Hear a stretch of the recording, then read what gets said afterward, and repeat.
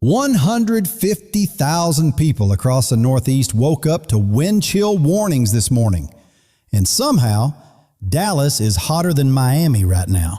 We're looking at a 70-degree temperature swing across this country. Buffalo sitting at 6 below, while Houston pushes 80. And here's what nobody's talking about yet. The models are pointing to a potential Valentine's Day winter storm that could impact millions. I'm Tom Hadley, and what I'm seeing in the data this morning genuinely surprised me. Drop your city in the comments right now because I'm covering over 100 cities today, and the forecast might directly affect your week. So here's the setup. We've got an Arctic blast locked over the Great Lakes and Northeast with record-breaking cold in some areas. At the exact same time, a massive heat dome is parked over Texas and the Southern Plains, temps running 30 degrees above normal. When you have that kind of extreme contrast, the atmosphere gets angry. And that's exactly why I'm watching the Valentine's Day window so closely. But before we get there, let me show you what's happening right now because these numbers are genuinely wild. Buffalo, New York, -6 degrees with blizzard conditions, lake effect snow piling up, roads are an absolute nightmare. Syracuse at 14 with heavy snow falling, Rochester at 15. Albany sitting at -4. The polar vortex has this region in a chokehold. And check this out. Ann Arbor, Michigan hit -15 this morning. That's a record low. Coldest February temperature in over 40 years. Detroit at 10 degrees. Cleveland at 12. The entire Great Lakes region is dealing with extreme cold and dangerous wind chills. Now here's where it gets interesting. Chicago is sitting at 45 degrees. While Detroit, 280 miles away, is at 10. That's a 35-degree difference. That boundary line, that's exactly where the models are fighting about what happens next. Whoever sits on that line sees the action. Sault Ste. Marie at 7 with heavy lake effect snow. Duluth at 32. Green Bay at 27. Milwaukee at 28. The cold is real up there. Akron sitting at 24 with ice forming. Columbus at 41. Cincinnati at 44. You can literally drive from winter to spring in 3 hours. Indianapolis at 42. Louisville at 50. Lexington at 50. Once you cross south of the Ohio River, it's a completely different world. Quick check. If you're in the Great Lakes right now, what are you seeing outside? Snow falling? Ice on the roads? Let me know in the comments. All right, let me take you to New England because this Arctic blast has that region absolutely locked in. Boston at 20 degrees, wind chill making it feel like single digits, the kind of cold where your face hurts within seconds. Worcester at 9, Portland, Maine at 10, Manchester at 7, Burlington, Vermont at -2. This is dangerous cold we're talking about. Providence at 17, Hartford at 14, Concord at 5, Montpelier at -3. The wind chill warnings are up across the entire region. And here's a number that blew my mind this morning. Portland, Maine at 10 degrees is actually warmer than Fairbanks, Alaska at -18. Think about that. A city in Maine is warmer than interior Alaska right now. That tells you how extreme this pattern is. New York City at 28, feeling like 17 with the wind. Cold but survivable if you bundle up. The subways are your best friend today. Yonkers at 28, Newark at 30, Jersey City at 30. The whole metro area is in that 25 to 32 range. Cold but functioning. Allentown at 9, Scranton at 15, Erie at 24 with lake effect bands. Philadelphia at 39. You cross into Pennsylvania and it's a mixed bag. Pittsburgh at 30, the Appalachians creating that split where western Pennsylvania is warmer than the eastern valleys, typical for this setup. Now wait for this comparison because it shows exactly why I'm concerned about what's coming. Washington, D.C. is at 34 degrees right now. Drive 6 hours south to Atlanta and it's 59. That's a 25-degree jump. But here's the kicker. Drive 6 hours north from D.C. to Syracuse and it's 14 degrees. So D.C. sits right in the middle of a 45-degree swing. That's called a loaded gun in meteorology. When a storm taps into that temperature gradient, it can explode rapidly. Baltimore at 42, Richmond at 48. The I-95 corridor from D.C. south is noticeably warmer, almost pleasant by comparison. Virginia Beach at 52, Norfolk at 52, Chesapeake at 52, the Tidewater region sitting comfortably on the mild side of things. Charleston, West Virginia at 44, that Appalachian buffer keeping it warmer than the Northeast valleys. All right, 1/3 through. Time for a gut check. Has your city come up yet? Are these temps matching what you're seeing right now? Okay, Southeast, let me get to you because this is where the warmth really shows itself. Raleigh at 57 degrees, Durham at 57, Greensboro at 54, Winston-Salem at 54. The Carolina Piedmont feels like early spring. Charlotte at 55, Fayetteville at 57, Columbia at 60. The February warmth across the Southeast is running 10 to 15 above normal. Charleston at 62, Savannah at 62. These coastal cities are absolutely gorgeous today, perfect for being outside. Atlanta at 59. My buddy there texted me a photo of his kid playing outside in a t-shirt in February in Georgia. Just wild. Augusta at 61, Columbus, Georgia at 63, Birmingham at 59, Huntsville at 57. The Deep South is soaking up this warmth. Nashville at 55, Memphis at 59, Knoxville at 54, the Tennessee Valley sitting right on that boundary between seasons. Montgomery at 62, Jackson, Mississippi at 64, Mobile at 66, New Orleans at 68. The Gulf Coast is cooking. And here's the severe weather angle.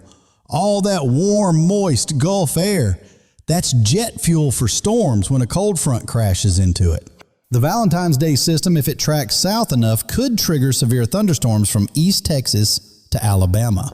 We're talking potential tornadoes, large hail, damaging winds. This is the time of year when Dixie Alley starts waking up.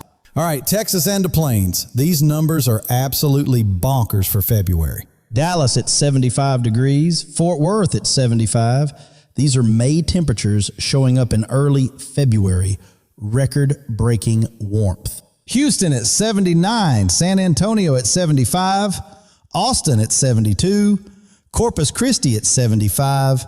The Lone Star State is on fire temperature-wise. And check this stat. Houston at 79 is actually warmer than Los Angeles at 73 today. Texas beating SoCal for heat in February. Laredo at 82, that might be the hottest spot in the entire country today. 82 degrees in February is absolutely insane. Oklahoma City at 68, Tulsa at 66.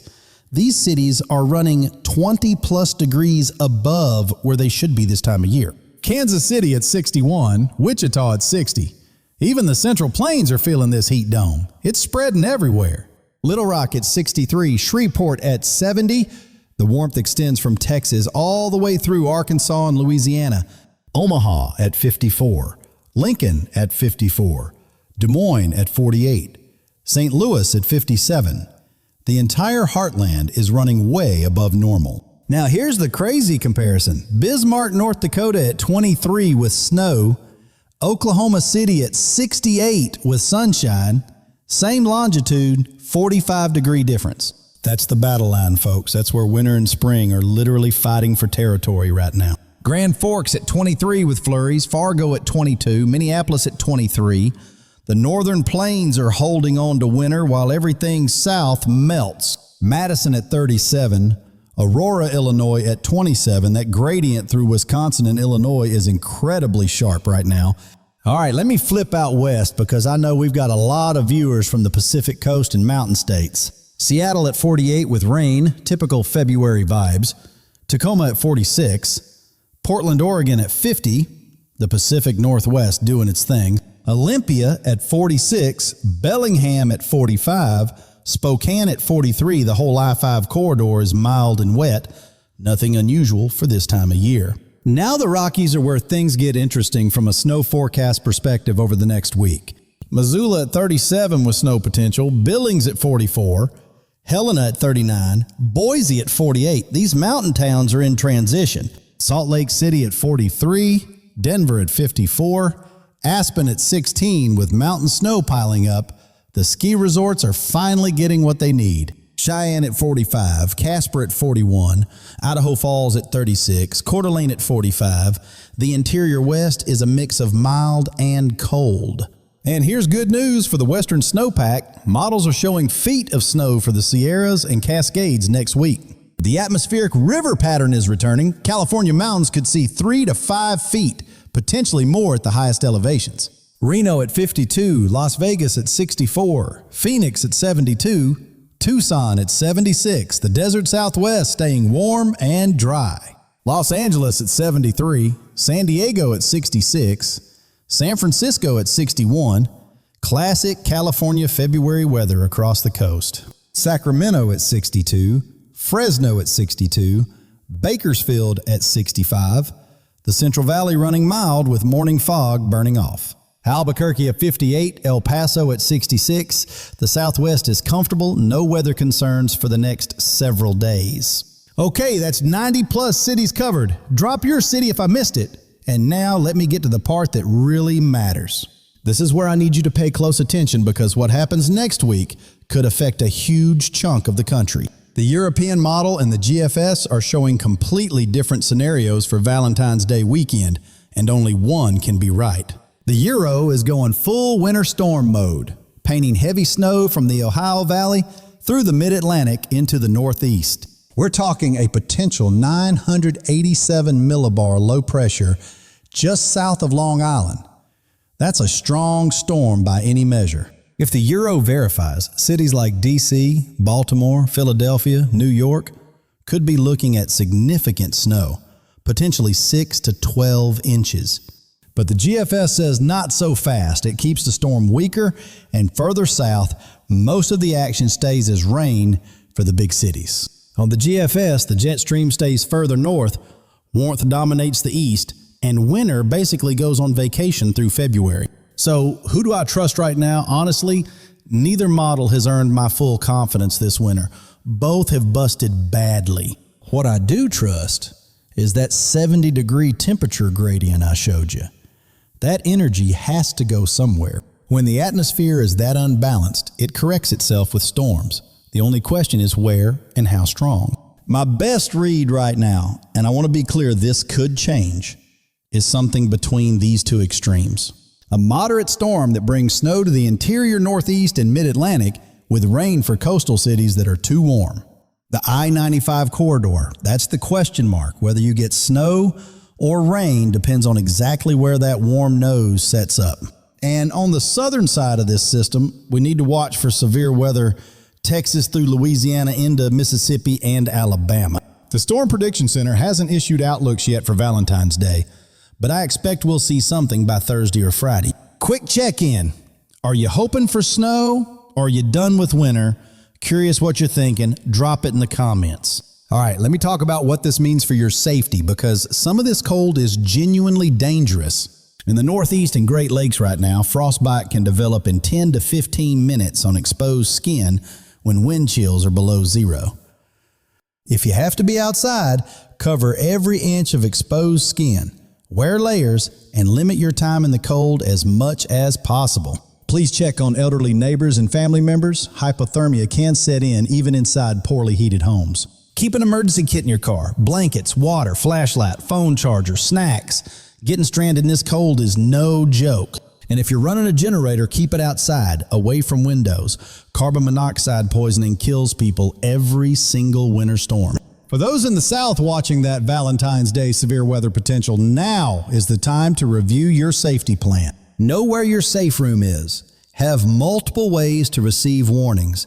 And don't wait until the last minute to prepare. Okay, let me give you my key takeaways because I want you walking away knowing exactly what to watch for. Number 1, the extreme cold in the Northeast and Great Lakes continues through midweek. Wind chill warnings remain in effect. Number 2, record-breaking warmth continues across Texas and the southern plains. Some areas hitting temps 30 degrees above normal. Number 3, the western mountains are about to get hammered with snow. Atmospheric river bringing feet of accumulation next week. Number 4, Valentine's Day weekend is the one to watch. Winter storm potential for the east. Severe weather potential for the south. Number 5, That temperature gradient across the country, that's the story. It's driving everything, and it's not sustainable. Now, here's what has me really watching the next 48 hours closely when it comes to that Valentine's Day system. The models are going to run tonight and tomorrow morning, and we should start seeing better agreement on the track and intensity. If the euro keeps strengthening that low and the GFS trends toward it, we could be looking at a top 5 February winter storm for the Northeast. If the GFS holds its ground and the euro backs off, then it's just a rainy Valentine's Day for most, and we move on. Either way, I'll have a complete breakdown tomorrow with the new model runs, timing, track, potential impacts, all of it. That Valentine's Day storm, if it bombs out like the euro hints, could impact travel for millions. So we need to stay on this. Before I go, I've got to ask, if you had to pick, would you rather have a snowy Valentine's Day or a sunny one? Personally, I'm always rooting for snow, but I know a lot of you are ready for spring. No judgment either way. The community here has been incredible. Thousands of you sharing updates from your towns. That real-time data helps me so much. Keep those reports coming. If you see something unusual, heavy snow, ice, record warmth, drop it in the comments. This is Tom Hadley. Stay warm out there, stay safe, and I'll see you tomorrow with the latest on that Valentine's Day winter storm.